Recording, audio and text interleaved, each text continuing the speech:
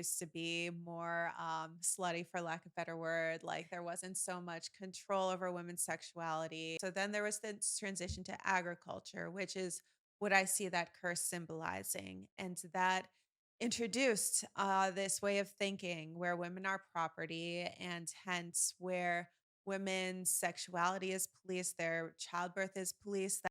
Yeah, so I view that passage as a metaphor for patriarchy's impact on women. I think there's an interesting theory in the book Sex at Dawn, a book about the anthropology of human sexuality, that actually, when people transitioned to agriculture as opposed to being hunter gatherers, that's when patriarchy started.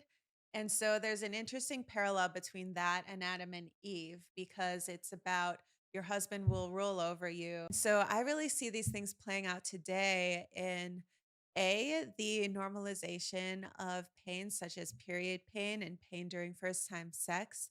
This is connected to the shame placed on Eve, and as well as other passages in the Bible that sort of depict menstruation as an illness and depict first time sex as or bleeding during first time sex as a way of demonstrating one's purity and childbirth as well.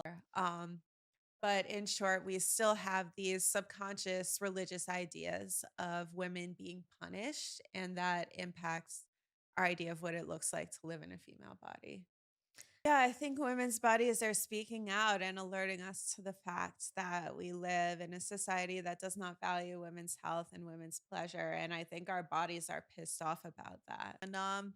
And also it's just a general effort to control women because I think women who are in touch with their sexuality and their bodies are very powerful. And I think we fear female power. We fear patriarchy being overthrown. And I think we know if a woman's really in touch with her body, she's going to challenge patriarchy and challenge the system. And so there is this policing of women's sexuality that does not need to happen. I mean, sometimes people are well intentioned and they want to protect us from STIs or from being taken advantage of or whatever it is. But then the right way to do that is to educate us on things like condom use, on things like communication and boundaries rather than scare people away from sex altogether.